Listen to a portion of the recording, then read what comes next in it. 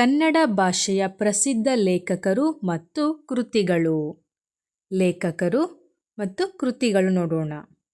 ಕುಮಾರವ್ಯಾಸ ಅವರ ಕೃತಿ ಗದುಗಿನ ಭಾರತ. ಕೇಶಿರಾಜ ಅವರ ಕೃತಿ ಶಬ್ದಮಣಿ ದರ್ಪಣ. ನೃಪತುಂಗ ಅವರ ಕೃತಿ ಕವಿರಾಜ ಮಾರ್ಗ.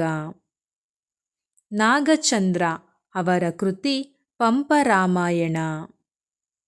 ಕುವೆಂಪು ಅವರ ಕೃತಿ ರಾಮಾಯಣ ದರ್ಶನಂ.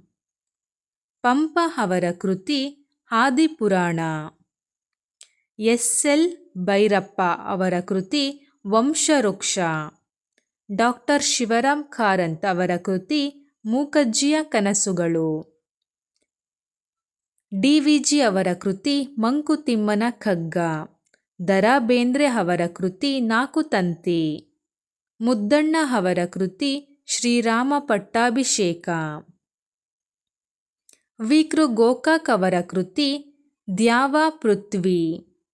ಜಿ ಪಿ ರಾಜರತ್ನಂ ಅವರ ಕೃತಿ ರತ್ನನ ಪದಗಳು. ಆನಂದಮೂರ್ತಿ ಅವರ ಕೃತಿ ಸಂಸ್ಕಾರ. ಆ ನ ಕೃ ಅವರ ಕೃತಿ ಸಂಧ್ಯಾರಾಗ. ರನ್ನ ಅವರ ಕೃತಿ ಗದಯುದ್ಧ. ಕನಕದಾಸ ಅವರ ಕೃತಿ ಮೋಹನ ತರಂಗಿಣಿ. ಯಶವಂತ ಚಿತ್ತಾಲ ಅವರ ಕೃತಿ ಶಿಕಾರಿ. ಪೂರ್ಣಚಂದ್ರ ತೇಜಸ್ವಿ ಅವರ ಕೃತಿ ತಬರನ ಕತೆ. ಜಿ ಬಿ ಸ್ವಾಮಿ ಅವರ ಕೃತಿ ಹಸಿರು ಹೊನ್ನು.